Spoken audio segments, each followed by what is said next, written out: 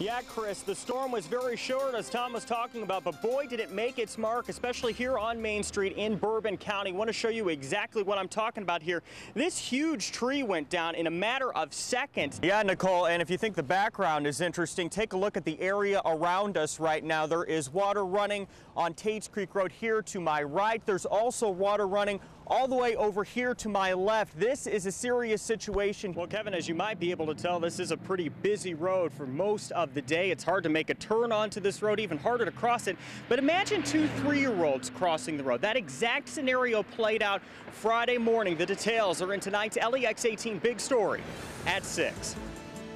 His name is Steve Buttleman, and he's responsible for one of the most important parts of the race, the call to the post.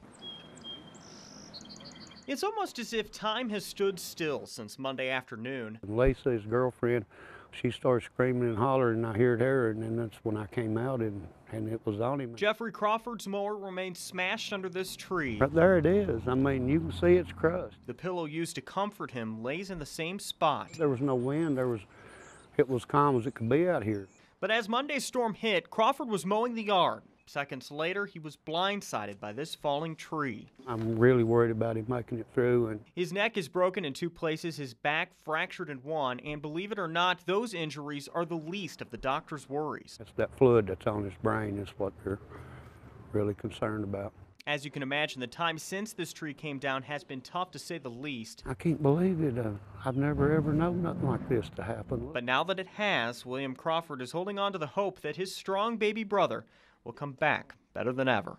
I just pray, like I do, and that he can hang on and make it. I got faith in him. I do. I believe he'll make it. Covering the news in Whitley County, Chris Sutter, LEX 18 News. High above the crowd. It's awesome. Absolutely awesome. 6 floors above the historic race. And it may be the most terrifying moment of your year, but it's also, without doubt, the most exhilarating. Over on the far side, galloping Domino. He's one of the most familiar voices in all of Kentucky, even though you've probably never seen his face. DeWhooper comes by them all. DeWhooper has taken the lead. Galloping Domino tries to kick back to the inside rail. Mark Johnson is going into his 3rd year as track announcer of the Run for the Roses. Of all the places in the world where I ever would want to be, it's there in that position at that moment, waiting for those gates to open. That certainly doesn't mean it's easy. Mark spends a lot of time prepping before each race he calls on Derby Week. The 1 always has red, the 2 is white, the 3 is blue, the 4 is yellow. Examining his color-coded shot sheet. So the rubber stamp with the outline of a jockey's silks, and the silks I expect the jockeys to carry. Using his binoculars to get one last good look at the horses before they hit the track running. Galloping Domino goes in next, followed in by Runaway Yankee. And when it's time, and they're off. Boy, is he on. Outside, DeWhooper comes by them all. DeWhooper has taken the lead. With the enthusiasm and love for horse racing that makes Churchill Downs such a special place to be each year. This transcends a racetrack, and it transcends a sporting venue. It's actually a piece of modern history.